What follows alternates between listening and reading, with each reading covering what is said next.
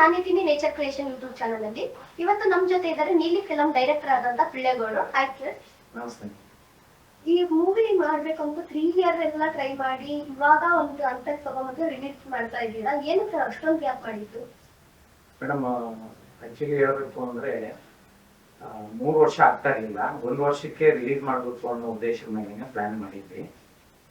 Story ಕೇಳಿದಾಗ ನನ್ನ budget ಏನಿತ್ತು ಆ ಬಜೆಟ್ ತಕ್ಕಂಗೆ ನಾನು ಮಾಡ್ಬೋದು, 1 ವರ್ಷದಲ್ಲಿ ಕಂಪ್ಲೀಟ್ ಮಾಡ್ಬೋದು ಅನ್ನೋ ಒಂದು ಉದ್ದೇಶದ ಮೇಲೆ ಪ್ಲಾನ್ ಮಾಡಿದ್ವಿ.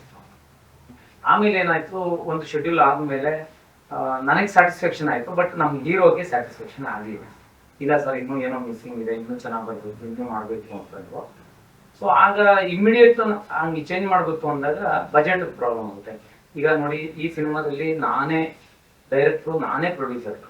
ಸೊ ಹಾಗಾಗಿ ನನ್ನ ಬಜೆಟ್ ಏನಿತ್ತು ಆ ಬಜೆಟ್ ತಕ್ಕಂಗೆ ಫಸ್ಟ್ ಶೆಡ್ಯೂಲ್ ಮಾಡಿದ್ದೆ. ಫಸ್ಟ್ ಶೆಡ್ಯೂಲ್ಗೆ ಕಂಪ್ಲೀಟ್ ಮಾಡೋದಕ್ಕೆ ಪ್ಲಾನ್ ಮಾಡಿದ್ದೆ. ಆಮೇಲೆ ಯಾವಾಗ ಹೀರೋ ಆ ಥರ ಅಂದರು, ಆಮೇಲೆ ಅವರು ಹೇಳೋದು ಒಂದು ಒಳ್ಳೆ ರೀತಿ ಇರಲಿ, ಆಯ್ತು ಮಾಡೋಣ ಅಂತ ಅಂದ್ಬಿಟ್ಟು ಬಜೆಟ್ ಅನ್ನು ಅಡ್ಜಸ್ಟ್ ಮಾಡೋದು ಒಂದು ಸ್ವಲ್ಪ ಟೈಮ್ ಬೇಕಿತ್ತು.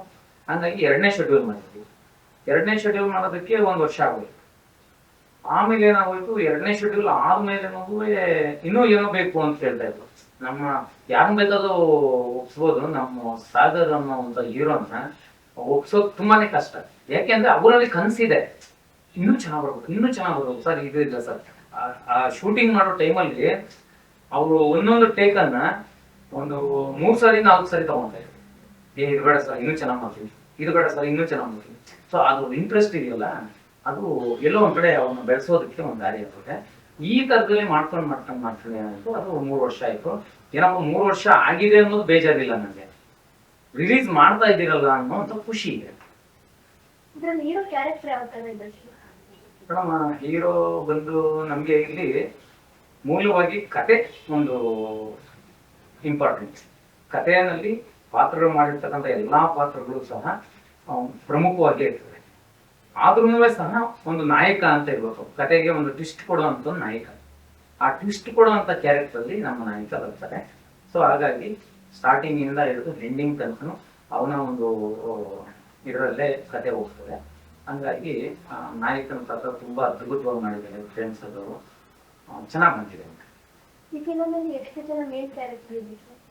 ಮೇಡಮ್, ಟೋಟಲ್ ಮೈನ್ ಕ್ಯಾರೆಕ್ಟರ್ ಅಂತ ಬಂದ್ರೆ 6 ಜನ ಇದ್ದಾರೆ. 6 ಜನದಲ್ಲಿ 6 ಜನನು ಮೈನ್ ಕ್ಯಾರೆಕ್ಟರ್. ಅದರಲ್ಲಿ ಹೀರೋಯಿನ್. ಮೇಡಮ್, ಹೀರೋಯಿನ್ ಪ್ರಮುಖವಾಗಿ 2 ಇದ್ದಾರೆ. ಸೊ ಕತೆ ಪೂರ್ತಿ ಹೇಳೋದಕ್ಕಾಗಲ್ಲ. ಸರಿ, ಮೂವಿ ಟೈಟಲ್ ನೀಲಿ ಅಂತಾನೆ ಏನಕ್ಕೆ ಇಟ್ರಿ? ಮೇಡಮ್, ಇದು ಬಹಳ ಒಳ್ಳೆ ಪ್ರಶ್ನೆ. ನಮ್ಗೆ ಪ್ರಾರಂಭದಲ್ಲಿ ನೀಲಿ ಇಡಬೇಕು ಅಂತ ಇರ್ಲಿಲ್ಲ, ಬೇರೆ ಬೇರೆ ಹೆಸರುಗಳನ್ನ ನಾವು ಸೆಲೆಕ್ಷನ್ ಮಾಡ್ಕೊಂಡಿದ್ವಿ. ಆಮೇಲೆ ಲಾಸ್ಟ್ ಫೈನಲ್ ಆಗಿ ನೀಲಿನೇ ಇಡಬೇಕು ಅಂತ ನಾನೇ ಫೋರ್ಸ್ ಮಾಡಿದೆ. ಯಾಕೆ ಅಂತಂದ್ರೆ ನೀಲಿ ಅಂದ್ರೆ ಎಲ್ರ ಕಣ್ಣು ಅಥವಾ ಎಲ್ರ ಕಿವಿ ಸ್ವಲ್ಪ ನೆಟ್ಟಗಾಗುತ್ತೆ. ಸೊ ಎಲ್ರು ಸುಮಾರು ಜನ ಅನ್ಕೊಂತಾರೆ ನೀಲಿ ಅಂದ್ರೆ ಬ್ಲೂ ಅಂತ. ಬ್ಲೂ ಅನ್ನೋದು ಕನ್ನಡ ಪದನ ಇಂಗ್ಲಿಷ್ ಪದ? ಇಂಗ್ಲಿಷ್ ಪದ. ನಾವು ಮಾಡ್ತಾ ಇರೋದು ಇಂಗ್ಲಿಷ್ ಸಿನಿಮಾ ಅಲ್ಲ, ಕನ್ನಡ ಸಿನಿಮಾ. ನೀಲಿ ಅನ್ನೋ ಒಂದು ಪದಕ್ಕೆ ಒಂದು ಒಳ್ಳೆ ಅರ್ಥ ಇದೆ. ಆ ಅರ್ಥನ ತೋರಿಸ್ಬೇಕು ಜನಕ್ಕೆ ಅನ್ನೋ ಉದ್ದೇಶದಿಂದ ನೀಲಿ ಅಂದ್ರೆ ಹೆಸರಿದ್ದೀನಿ. ಈ ನೀಲಿ ಅಂತ ಯಾಕೆ ಇಟ್ಟಿದ್ದಾರೆ ಅಂತೇಳಿ ನೀವೇನಾದ್ರೂ ನೀವಾಗ್ಲಿ ಅಥವಾ ಆಡಿಯನ್ಸ್ ಆಗ್ಲಿ ತಿಳ್ಕೊಬೇಕು ಅಂದ್ರೆ ಖಂಡಿತ ಸಿನಿಮಾಗೆ ಬಂದು ಪೂರ್ತಿ ನೋಡಿದಾಗ ಏನಕ್ಕೆ ಇಟ್ಟಿದ್ದಾರೆ ಅನ್ನೋದು ಸ್ವಲ್ಪ ಯೋಚನೆ ಮಾಡಿದಾಗ ಅವ್ರು ಗೊತ್ತಾಗುತ್ತೆ.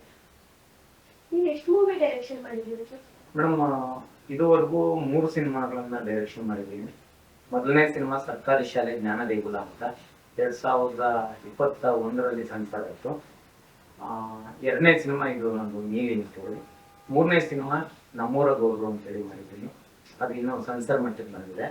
ಸೊ ಇದು 2ನೇದು ಈಗ ರಿಲೀಸ್ ಮಾಡ್ತಿದ್ದೆ. ಮೊದಲನೇದು ರಿಲೀಸ್ ಮಾಡೋಕ್ಕಾಗಲಿಲ್ಲ, ಕಾರಣ ಏನು ಅಂದರೆ ಪ್ರೊಡ್ಯೂಸರ್ ಅವ್ರ ಮೇಲೆ ಗೊತ್ತಿರ್ತಾರೆ. ಇದು ಈ ಸಿನಿಮಾಗೆ ನಾನೇ ಪ್ರೊಡ್ಯೂಸರ್ ಮತ್ತು ಡೈರೆಕ್ಟ್ ಆಗಿರೋದ್ರಿಂದ ಇದನ್ನ ಹೊರಗಡೆ ತಗೊಂಡ್ಬರ್ಬೇಕು ಅಂತ ಪ್ರಯತ್ನ ಮಾಡಿ ಹೊರಗಡೆ ತಂದೆ. ನಾನು ಕೇಳ್ಪಟ್ಟೆ ಶೂಟಿಂಗ್ ಸೆಟ್ಟಿಗೆ ನೀವೇ ಆಲ್ಮೋಸ್ಟ್ ಲೇಟ್ ಆಗಿ ಹೋಗ್ತಿದ್ರಿ ಅಂತ. ಏನಕ್ಕೆ? ಮೇಡಮ್, ನಾನು ಡೈರೆಕ್ಟ್ರು. ನಿಮ್ಗೆ ಯಾರು ಹೇಳಿದ್ರು? ನಮ್ಮ ಹೀರೋ ಹೇಳಿದ್ರ? ಮೇಡಮ್, ನಾವು ಒಂದು ವಿಚಾರ ಅರ್ಥ ಮಾಡ್ಕೊಂಡು, ನಾನು ಡೈರೆಕ್ಟ್ರು, ನಾನು ಪ್ರೊಡ್ಯೂಸರ್. ನಾನೇ ಸಿನಿಮಾ ಸೆಟ್ಗೆ ಲೇಟ್ ಆಗಿ ಹೋದ್ರೆ ಸಿನಿಮಾ ಸೆಟ್ ಅಲ್ಲಿ ಯಾರು ಇರ್ತಾರೆ? ಆರ್ಟಿಸ್ಟ್ಗಳು ಇರ್ತಾರ?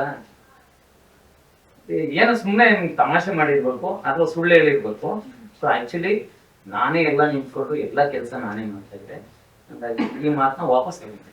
ಆಕ್ಟರ್ಸ್ ಜೊತೆ ನಿಮ್ಮ ಬಾಂಧವ್ಯ ಹೇಗಿರುತ್ತೆ? ನಿಜವಾಗ್ಲೂ ಹೇಳ್ಬೇಕಂದ್ರೆ ಇದು ಬಹಳ ಮುಖ್ಯ. ಒಂದು ಸಿನಿಮಾ ಹೊರಗಡೆ ಬರ್ಬೇಕು ಅಂದ್ರೆ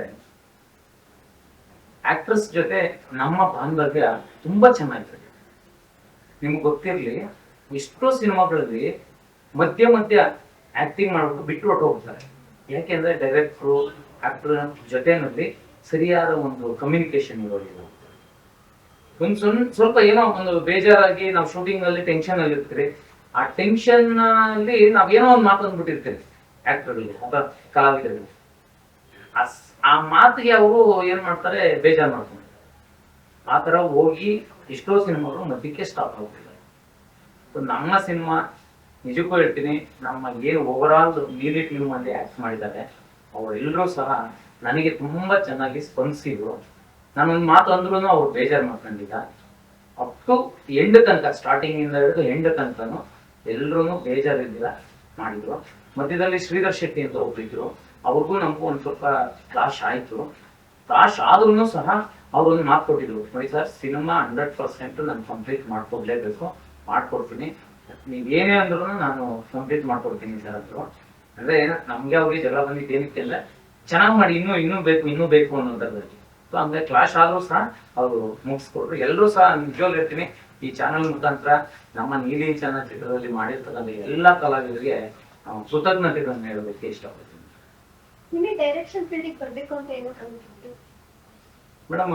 ಡೈರೆಕ್ಷನ್ ಯಾಕೆ ಬರ್ಬೇಕು ಅಂತ ಅನಿಸ್ತು ಅಂದ್ರೆ, ಯಾರೋ ಒಬ್ಬ ನಮ್ಮ ಗುರುಗಳೊಬ್ರು ಅವರು ಒಂದು ಮಾತು ಹೇಳಿದ್ರು ನನಗೆ.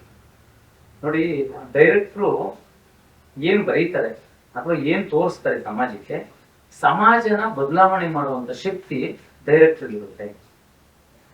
ಸಮಾಜಕ್ಕೆ ಒಂದು ಒಳ್ಳೆ ಮೆಸೇಜ್ ಕೊಡುವಂತ ಶಕ್ತಿ ಡೈರೆಕ್ಟರ್ ಇರುತ್ತೆ ಅಂತ ಅವರು ಒಂದು ಮಾತು ಅಂದಿದ್ರು. ಸೊ ನಾನು ಅವತ್ತೊಂದು ದಿನ ಕುತ್ಕೊಂಡು ಯೋಚನೆ ಮಾಡಿದಾಗ ಖಂಡಿತ ಅದು ಸರಿ. ಈಗ ನೋಡಿ, ನಾವು ನೀಲಿ ಸಿನಿಮಾ ನೋಡಿದಾಗ ನಾವ್ ಏನ್ ತೋರಿಸ್ತೀವಿ ಅದನ್ನ ಅವರು ಕೆಲವರೆಲ್ಲರೂ ಏನ್ ಮಾಡ್ತಾರೆ, ಅನುಕರಣೆ ಮಾಡ್ತಾರೆ. ಸೊ ನಾವು ಮೆಸೇಜ್ ಕೊಟ್ಟಂಗೆ ಕೆಲವು ಸಿನಿಮಾಯಿಂದ ಸಮಾಜಕ್ಕೆ.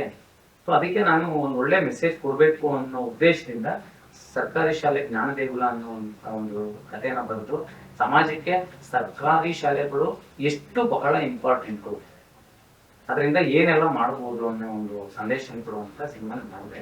ಅದಕ್ಕೋಸ್ಕರ ನಾನು ನಿರ್ದೇಶಕನಾಗಬೇಕು, ಸಮಾಜಕ್ಕೆ ಏನಾದ್ರು ಒಂದು ಮೆಸೇಜ್ ಕೊಡ್ಬೇಕು ಅನ್ನೋ ಉದ್ದೇಶದಿಂದ ನಿರ್ದೇಶಕನಾಗಬೇಕು ಅಂತ ಹೇಳಿ ನಾನು. ನಿಮಗೆ ನಿರ್ದೇಶಕ ಆಗ್ಬೇಕು ಅಂತ ಯಾರಾದ್ರೂ ಇನ್ಸ್ಪಿರೇಷನ್ ಇದೆ?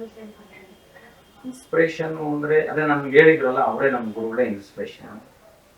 ಅವ್ರು ಮಂಜುನಾಥ್ ಸರ್ ಅಂತ ಹೇಳಿ, ಅವರೇ ನಮಗೆ ಹಿಂದೆ ಕೊಟ್ರೆ ನಿಮ್ಗೆ ಒಳ್ಳೆ ಟ್ಯಾಲೆಂಟ್ ಇದೆ, ಈ ತರ ಮಾಡಿ ಅಂತ ಹೇಳಿದ್ರು. ಹಾಗಾಗಿ ನಾನು ಅವರ ಮುಖಾಂತರನೇ ಈ ನಿರ್ದೇಶನದ ಒಂದು ಹುದ್ದೆನ ಹತ್ತಿದ್ದೀನಿ ಅಂತ ಹೇಳಿ. ಈ ನೀಲಿ ಮೂವಿಲಿ ನಮ್ಮ ಆಡಿಯನ್ಸ್ಗೆ ಏನ್ ಮೆಸೇಜ್ ಇದೆ? ಕಾಮಿಡಿ. ಜನ ಇವತ್ತೇನು ಅಂದ್ರೆ ಅವ್ರದೇ ಆದಂತ ಜೀವನದ ಜಂಜಾಟದಲ್ಲಿ ಬೇಸೋಗ್ಬಿಟ್ಟಿರ್ತಾರೆ.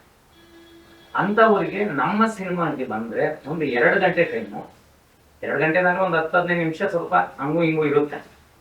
ಎಲ್ಲಾ ಸಿನಿಮಾ ಪೂರ್ತಿ ನಾವು ನಗ್ಸ್ಕೊಂಡಿರತ್ತಲ್ಲ, ಅಳಿಸ್ಕೊಂಡಿರತ್ತಲ್ಲ, ಎಲ್ಲಾನು ಇರ್ಬೇಕು, ಮಿಕ್ಸ್ ಇರ್ಬೇಕು, ಮಸಾಲೆ ಇರ್ತದೆ. ಅವಾಗೆ ಜನಗಳಿಗೆ ಇಷ್ಟ ಆಗಿದ್ರು.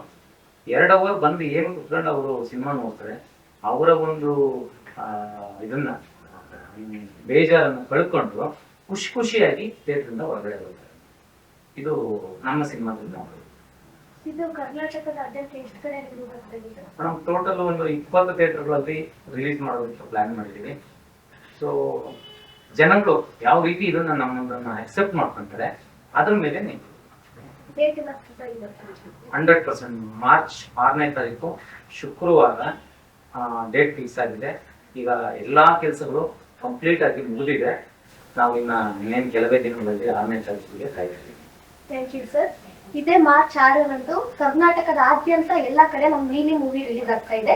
ಎಲ್ಲರೂ ಹರಿಸಿ ಹಾರೈಸಿ ಕಲಾವಿದರನ್ನ ಪ್ರೋತ್ಸಾಹಿಸಿ ಅಂತ ಕೇಳ್ಕೊಂತೀನಿ. ಧನ್ಯವಾದಗಳು. All the best.